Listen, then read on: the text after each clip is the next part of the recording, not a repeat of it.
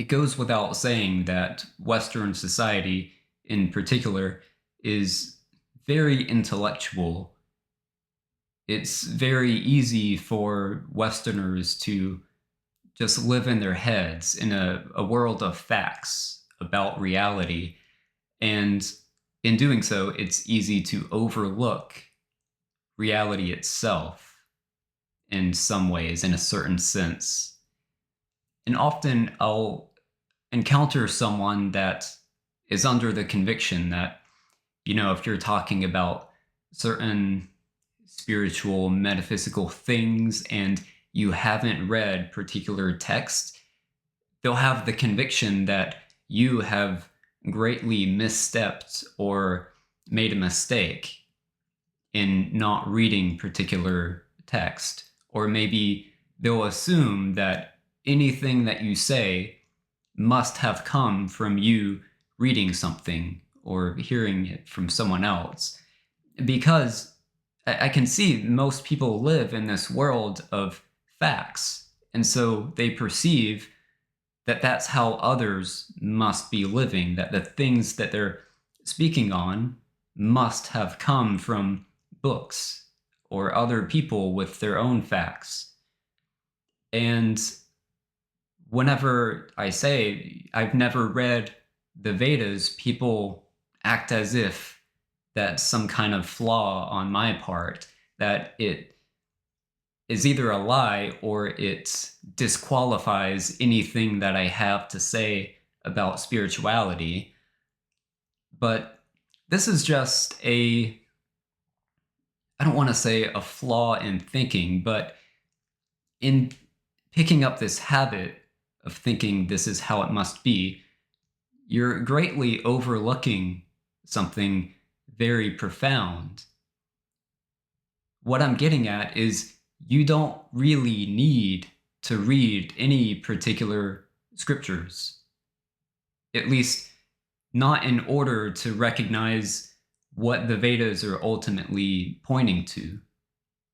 You don't need to acquire any particular book knowledge for that, because that, enlightenment, you could call it, is ultimately ineffable, and none of the books are 100% precise or accurate about it in the first place. And with that, of course, I'll include nothing I say about it is exclusively the precise truth itself either. I don't want to judge people that read the books and maybe think you need to read the books. If it works for you, it works for you.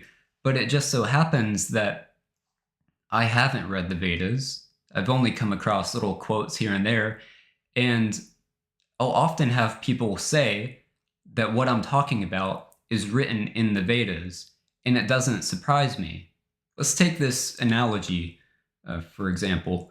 Let's say you have two cartographers, people that draw maps, and they each travel to the same land on two separate occasions. Now, these two cartographers have never met each other, they don't know about each other, and they don't leave a trace when they go visit this land. So they visit the same exact land on two different occasions, and they're drawing maps of what the land looks like.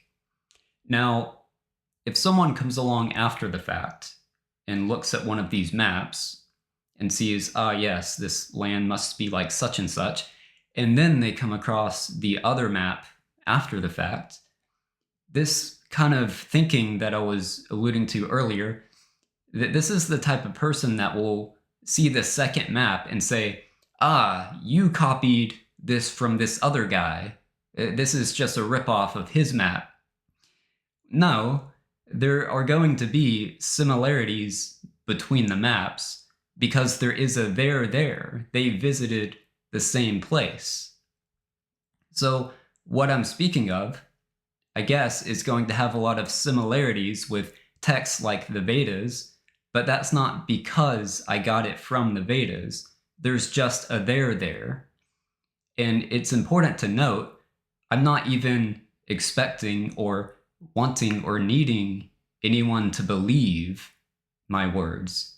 They're only there as pointings and verification for when it dawns upon you as an individual.